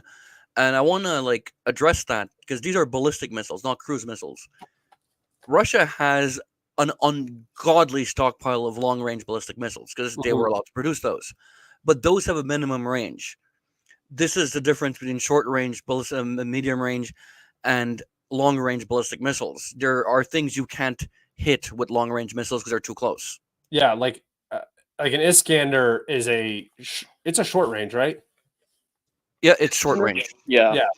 Comparatively, because like a long range is what, over 1,000 kilometers? Short range is under 500. 500 to, I believe, 1,500 is medium range. Medium range. Okay. So then long range is like what, 3,000? That sort of scope. 3,000 plus, and then there's intercontinental range, which is 9,000 kilometers or higher. Right. Yeah. So like right now, the Russians have a limited supply of things that could go from like the northern part of the front to the southern part of the front. Right. Zag, they don't have anything. Nothing. That's intermediate range. Exactly. Because they have the INF. So people That's a huge disadvantage for I this did type see of that war. people were saying that Stoltenberg gave permission to use the F-16s over Russia. Do they mean over Russia, or do they mean they can use the F-16s to? I mean, they have to mean they strike targets in Russia, because there's no way an F-16 is over Russia. They can strike targets in Western Russia proper, not just the 4 oblasts. Yeah, that is insane, dude. But you know when that news came out, Scott? That news came out something within like 72 hours of the fall of Avdiivka. So I just wonder if that's just like a kernel of cope.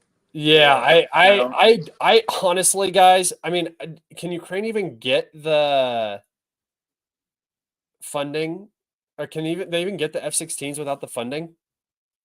I think in theory, yes, because the F-16s are coming from Europe. Okay. So, yeah, they're not. They are, but the United States. But I wonder how they're going to what the deal is with long-term funding for contracts for training of the pilots, servicing the aircraft, where they're going to be kept and maintained. Europe is handling training. That's why I was about to ask if you guys know who is offering training for pilots. Forget the ground crews for now, because the U.S. is training only 12 this year. Yeah, I know, dude. I'm telling you, they're going to get like 6 F-16s. They're going to get like 10. Like, it's going to be nothing. The Netherlands, I believe, have pledged 24, but that's 24 win though. Like, because like 12 in a delivery makes sense, but I mean, I'm trying to think. That's 12 crew, and that's what the U.S. is training, right? That's what you said. Yep, they're training 12 this year, but I don't know if the European NATO partners are training pilots or not, or how many. But 12 in a year is abysmal. Also, those pilots are not going to be very well trained, just in terms of the time that they have. It takes years to become a fighter pilot. They have it's been about enough time for the U.S. training. Give it another 4 to 6 months. And it's a standard program for a pilot who who has flown a fighter plane before, so you skip the propeller planes that you learn on. Yeah. So that shaves 2 years off.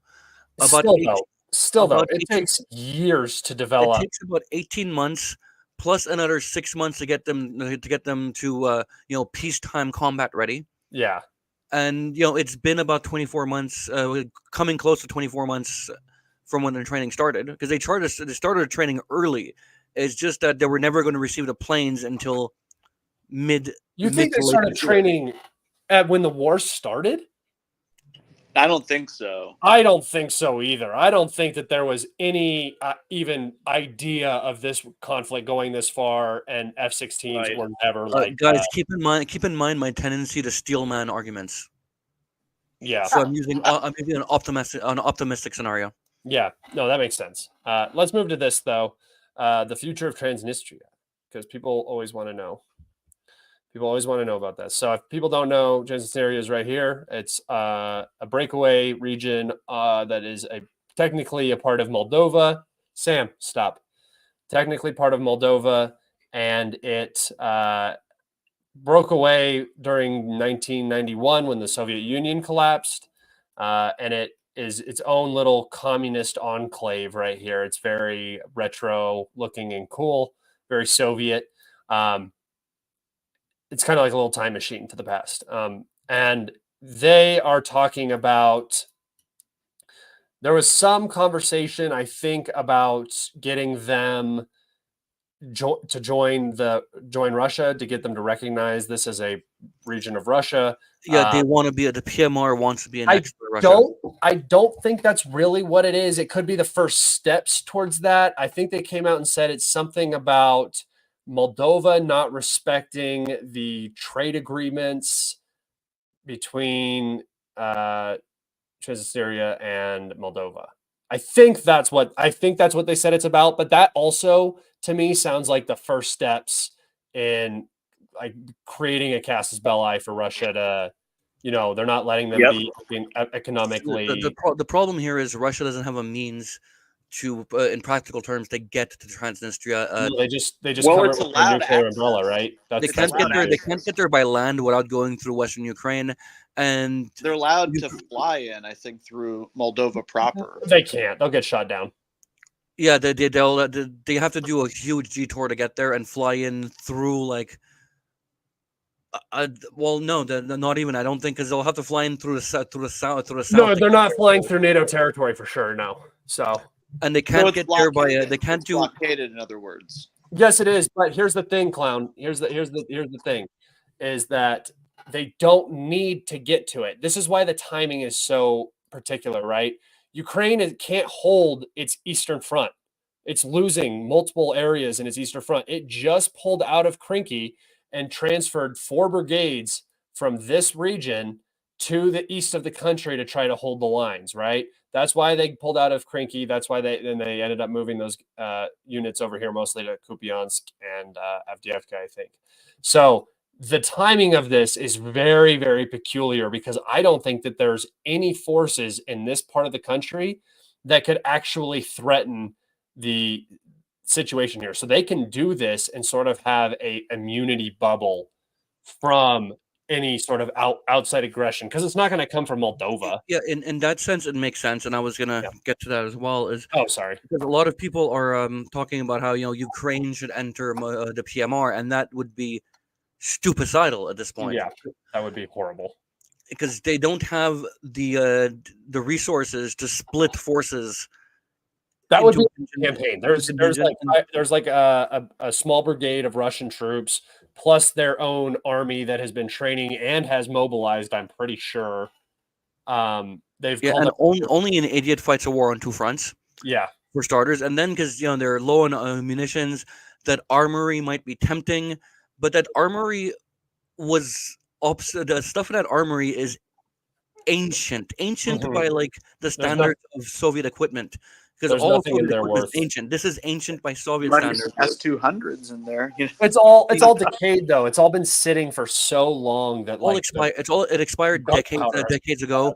The Moldovan academic community and the government are terrified that it might explode, and they've calculated that if it explodes, it'll be comparable to Hiroshima in an explosive force. Yeah. And no one other than the Russians and the Pridnestrovians have been allowed inside. I think I suspect, and many suspect, it's rigged to explode if anyone goes near it. Yeah. Well, why wouldn't you? So if they venture close to that armory, like we get to see something very, very cool happen. We get to see something very. I don't think Ukraine can afford the optics of staging an invasion of another place, even if the sovereignty is in question. They can't. Europeans will start to get upset. They couldn't hold Avdiivka, man. They couldn't get shit together. Exactly. They couldn't even do that. There's no way. And if they start positioning troops all along that border, I mean, it's Russian missiles are going to have a field day. That's going to be prime targets all up this side of the. And never mind optics, my dude. It's they can't afford the manpower or the resources to spare for a second front. Yeah, it's the perfect time for them to do this if they wanted to, and it makes sense because that would mean that this becomes the Russian objective, right? That's very, very clearly stating that. It's why I think that Russia probably won't do that, because I think it wants to maintain its strategic ambiguity on what it wants to do necessarily and keep its options open. But I think it's a smart move from them, because that little breakaway province of Moldova is kind of like on a clock to make something happen, or it's going to be reabsorbed eventually, especially with the way the world is going now. I think that's become a much more likely scenario. So I would expect something to probably occur here soon. That it makes sense. The timing seems right. What's going to be interesting to me is if the Pridnestrovians succeed, does that incite the Gagosians to reinvigorate their independence movement in Moldova? Because everyone forgot about Gagauzia. But in 1991, when the Transnistria War was going on, the Gagos were also looking for independence, because they're terrified of the prospect of reunification with Romania. Because I don't actually know much about Moldova. They're in the early 90s, they started doing like harsh language reforms, and that's what prompted the PMR to separate. That's what prompted the Gagosians to start talking about it. Moldova wants to reintegrate into Romania. That's their ticket into the EU and NATO. But the Gagos might. I don't know if their independence movement still exists. I haven't heard anything out of it in like almost 30 years. But there's a risk that if the PMR succeeds, Moldova loses Gagauzia as well. I'm just saying, guys. You know, Moldova was always known for very attractive women, sweet wines, and tremendous corruption. And don't forget their number one cultural export, Numa Numa. What is that? How does that look? Moldova gone. With their breakaway. I mean, Moldova is it's an interesting place. Before all this conflict started, most people from Moldova just spoke Russian and just viewed themselves as like a people of the former Soviet Union, and whatever, you know, their alignment was basically neutral. They enjoyed the best of both worlds.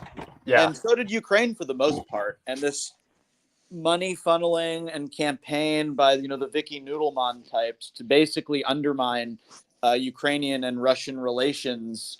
I mean, this is the result of it, and I blame people like her for getting this war really going and causing a fervor amongst Ukrainians, because it was a matter of a bribe, and the State Department and company met the terms of those Ukrainian politicians and military officials, and the Russians had to withdraw from Kiev. Yeah. Zag, when I say Moldova's number one cultural export, Numa Numa, I mean this. Give me a second. He's going to play a song. Oh, I thought that was Romanian. No, that is Moldovan. Lovely, lovely. I didn't realize that was Moldovan. Wow. That's so sweet, dude. That's awesome. The Romanians are trying to appropriate that, then, aren't they? But okay, Russia believes mercenaries are NATO. Stoltenberg has given permission for Ukraine to use F-16s over Russian airspace. Is this not escalation? It absolutely is escalation. It is. That's what the West does, and that's what Russia has to continuously ignore. Is that escalation? It's a trap. They're trying to bait him in. Also, I don't know if you guys saw this, but he said, "Good to see you guys." Yeah, that was a nice. Always a pleasure. It's lovely to be here. You guys have fans, bro. And then he says Awesome. that armory is mine for demolition for sure. He's talking about the one in Moldova, which is definitely true. I mean, why wouldn't it be mined? I would have it mined even if I wasn't at war. Just for sure. Just in case. Just in case. But I mean, bro, imagine if Moldova just started celebrating 4th of July, and they just set that bitch off. Sorry, go ahead, Zach. So we all sort of agree that NATO would like to see Russia strike a NATO airfield somewhere in Romania or Poland.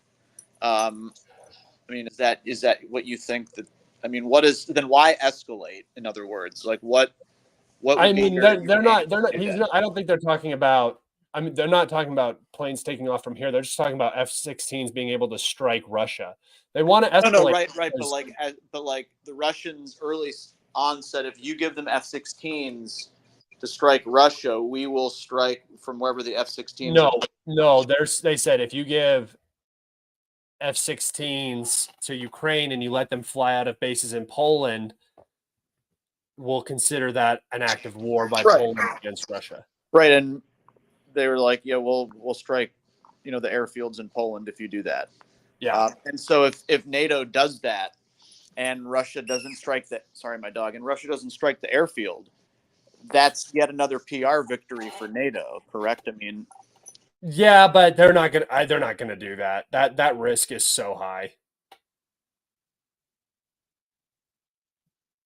Right, because if that happened, NATO would have to come together on an Article 5, and I'm willing to bet there'd be a bunch of countries that would say, no, look, you guys, dude, with what army? Like this is the thing that you're talking about is like you gotta understand that the position that NATO is in right now is not necessarily a position of strength. So they can be they don't want to be like inviting some sort of conflict. That's not NATO's goal right now. NATO's goal is to continue the status quo, keep making money. Not NATO, but the EU. NATO being basically the arm of the EU, and the US is military.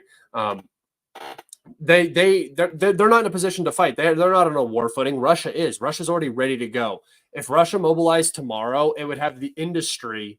Like, say they mobilized 1 million men, they would have the industry to back up that 1 million man mobilization, right? Like that's the thing. That's what the US and Europe is looking at now. So starting a war with Russia right now in some way in Poland or anything by letting F-16s fly out is a huge gamble. That's a massive risk you're undertaking when you have nothing to back it up. It's a pure bluff. So I don't see that really happening. It's just so risky. They're not even giving Ukraine like what they actually need. Like they can't pass funding, but you think that they're going to allow. But they don't necessarily have the equipment to spare. Like that's the thing is they don't have it. Crazy talk about like 1,000 Abrams and 1,000 Leopard 2s. Bro, they don't have they're not building engines for Abrams anymore. This is what people don't understand. There are Abrams sitting and not running for a reason. They cannibalize the engines. That's what they do. You're thinking about Leopard 2s. Only that's 1/3 of the Leopard 2s in Europe. Yeah. But realistically speaking, because you know me, I do the math on these things. Sweet. Barring the Leopard 2s that are in countries that are unlikely to let them go, like Greece and Turkey, Switzerland, Slovakia, Hungary, Spain, because people don't realize about Spain. I have a wonderful Spanish follower who teaches me all these things. Everything Spain has in its military arsenal is custom made for Spain as part of a jobs program, so no one else can use them because they don't have the parts. So you take all those off the table. There's a hair over 1,800 Leopard 2s. So that's more than half of Europe's Leopard 2s going into Ukraine. Like, are we literally talking about Europe disarming itself at this point? It's not going to happen. The 2 years in, people still think 1,000 tanks in one shot is in the cards is obscene to me. Just cross your fingers. Yeah, Cross in your order fingers to and hope operate that they're there. Spanish That's Leopard I 2 put out a tweet about that. I literally put out a tweet, and it was, hold on, let me go read it. It was where was it? It was something like, it's crazy to me that people are pretending like there's ammo and tanks and planes just waiting in Poland to come across the border. They're just sitting over there. We just need House funding approval. That's not what's happening. They haven't gathered any of this shit together. That is not what's going on here. They're just trying to get to the point where they can start reinvesting in the US military industrial complex. Like, we're not even to the point where we have the shells in the US, we just need to send them out once we get money. No, you're digging into like US stockpiles, like US military stockpiles that it needs for war. That's why they're not sending shells. They have them. They could send them. They're just not doing it, right? Because they don't want to put their own security at risk, which makes perfect sense. So when there is no army waiting. I think it was Andrew Pateo, wasn't it? Or however you say his name. Perpetua? Perpetual. Oh, he's another winner, yeah. Yeah, here. I found it. It was this. He said, if the U.S. aid package to Ukraine passes, and I think it will at this point, so sure, you're going to see massive packages sent to Ukraine pretty much instantly. Could be one reason Russia is pushing hard right now, knowing that they may have maybe one more month before the package passes. This is such cope and has nothing to do with the massive. Look at this guy with the bill or the massive packages. This guy, bro.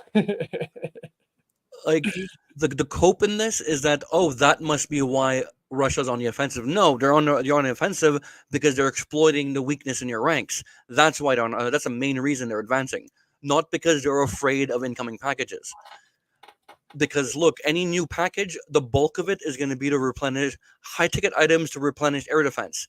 This is the game Russia's playing with the aid packages. Yes, I've been talking about this for 2 years. They're doing a new form of dead operations, where instead of destruction of enemy air defense, it's depletion of enemy air defense. They're just sending in pure drone swarms to be shot down by $4 million Pac 3s. Exactly. That adds up. They need to restock those. Now they're talking that Ukraine only has enough air defense assets to last them until March. Yeah, well, which is probably being very gracious, considering they're still taking losses and they're still expending. Yeah, so, and what I'm getting at is, if you need to replenish those high-ticket items in air defense, guess what? That aid package is finite. That every air defense you're receiving is probably a fighter plane or an ATACMS that you're not receiving. Yes. Not just that, but a bulk of that money is going to be ammunition. So first off, 20 billion of it is going back to the US. That's first and foremost. Of the 60 billion proposed, 20 billion is going right back into the US to increase the military industrial complex's abilities to output munitions, everything, right? So that's the first part. So it's only 40 billion. Now that money has to be distributed to civilian use and military use. So now you're talking about maybe 10 billion for your military, because the Ukraine is running in a horrible deficit right now fiscally, right? So the EU is providing the financial assistance for the most part. Is what the EU? Yeah, but they still haven't passed their. I mean, they passed what, the 50 billion, but they're still, the Ukraine is still behind. Even that 50 billion is over the course of like 5 years. They need 50 billion a year to cover their deficit. Yeah, exactly. So the Ukraine is already behind. They're getting further and further behind. Soon, domestic normalcies are going to start disappearing. Pensions are going to start going. That stuff is going to start really winding down, just because you have to focus the money on the military. And you're already running a deficit, so you're not even like paying off what you're losing. The only way they keep it going is with these massive cash infusions from the West. Or they credit to Ukraine. They said they wanted to become Western, and they're employing the Western economic model. Yep. But let's see. There's another question here. How much land do you think Russia will gain before summer hits? Would you be able to draw it out on your map for a prediction? Oh, I can definitely do that. I can do it. Honestly, I could probably make a whole video out of that, and I might. But I'll point to the areas where I think that we might see that, and then I'll try to get actually a video like that out tomorrow on my page. Call me band. I'll do a whole video just for this question. What do I think the Russians will be able to achieve by the end of the year? Particularly, I think that an important area that the Russians are looking at is this southern Ugledar direction, the southern Donetsk direction. So Novomikhailivka, they're obviously pushing in Pabyeta. They want to get pressure on Konstantinivka, because once you get past these initial defenses, like you thought that they're like Avdiivka is the strongest point. These points are not necessarily as strong because they're new and they aren't really the focus of the war, right? Back when it was the Civil War, it was just Donetsk right here was kind of cut off from everything. So there was no real focus. Remember, Mariupol was captured and everything. So realistically, there's not a lot of defense back here. And if you zoom out, you can see that there's not a lot of towns. I mean, these are huge 100-mile. Let's see how far is this? From this town to this town is, I'm sorry, not 100-mile, 40 miles, right? That's massive. That's gigantic.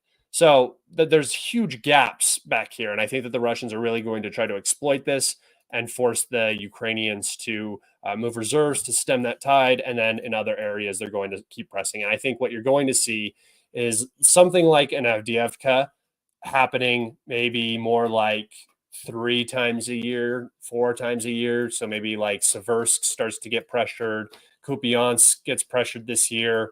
Perhaps Orikhiv gets pressured, and it's going to snowball. And it could be in 2025, it could be 8 to 10 of those size battles happening, because the Ukrainians are going to have less and less to defend with, and the Russians are just going to continuously get stronger and stronger and stronger. So I think those are the areas. But in terms of exact ranges, it's hard to tell, but one of Russia's major goals behind Avdiivka is Pokrovsk right here. So reaching out to this area would be massive. That's where all the roads lead to. It's one of the more central cities in the DPR. So reaching that and being able to utilize those roads that would take them basically everywhere, right? They would have access to everything.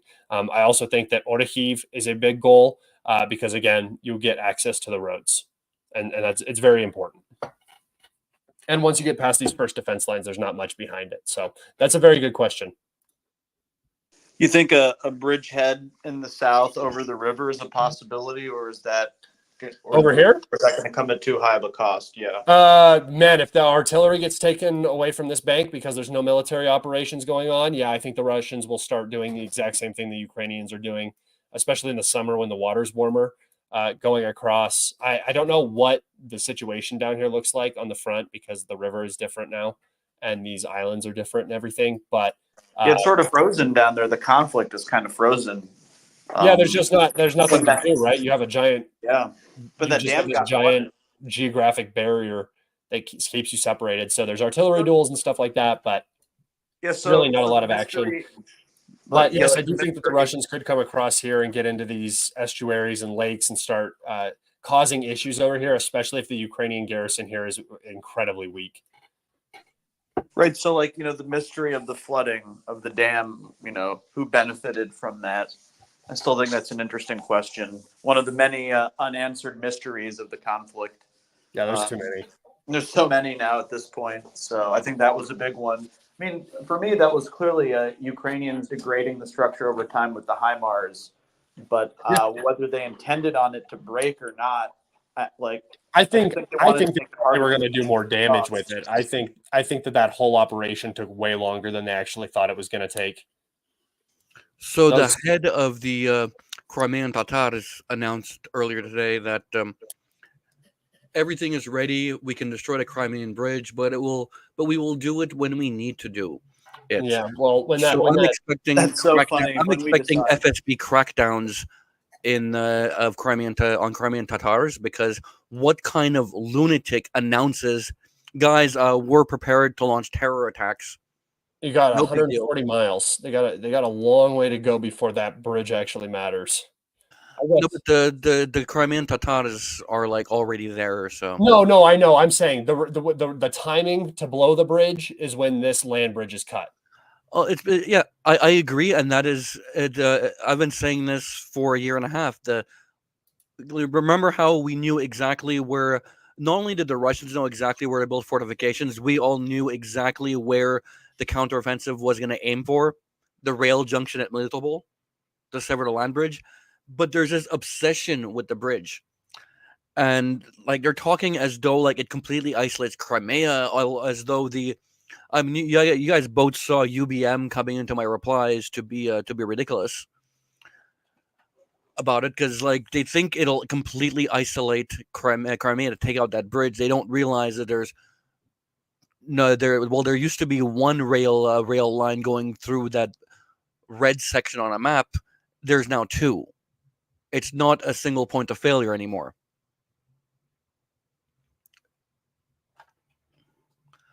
You're muted.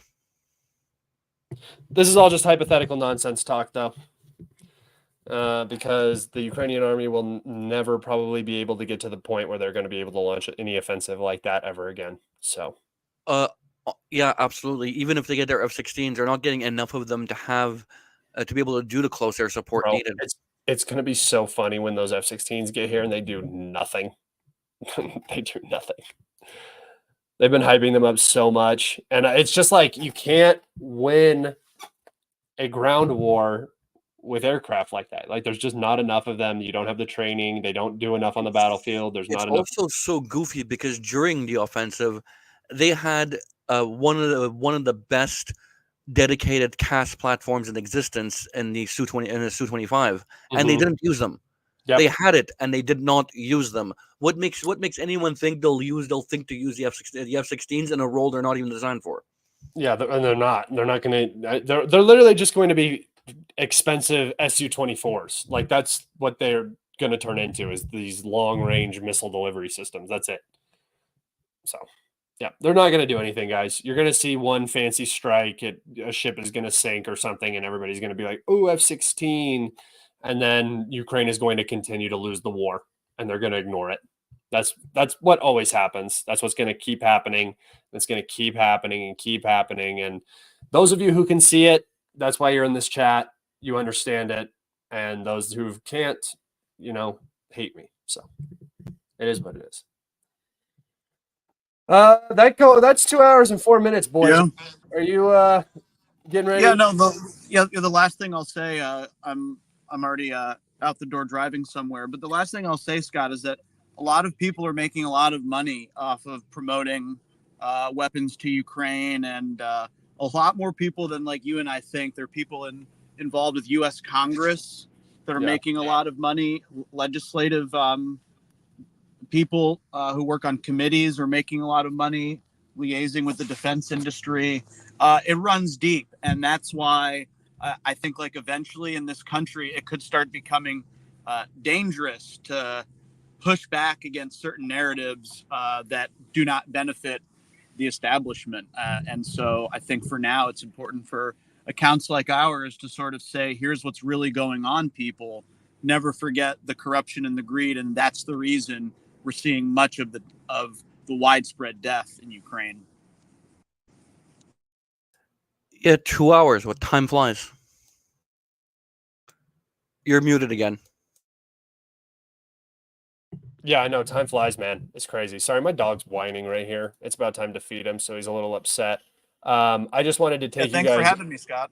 Yeah, I just wanted to take you guys over real fast. Everybody who's viewing, and I was going to show them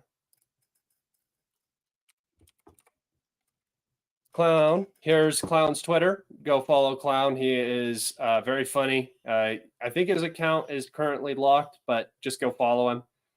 He does good content. And then take it back over here and go Zag now. And there's Zag. If you guys want to go follow Zag, these guys are good, fantastic great friends. I've known them my entire SMO, basically, and they do good work. They're very entertaining. And we got one last donation till the last Ukrainian. Tink. Cheers, everyone. Thank you for watching today. I really like this Saturday sort of deal, so I think I'm going to do this every Saturday. If these guys are about it, I like it. So I'm about it. I'm always Great down. time, Scott. Thanks. Yep. Everybody, take care. Be safe. Always a pleasure. Thanks for having me. Best of health to everybody. To the two of you, thank you so much for doing this. Be safe, everyone. Have a good night.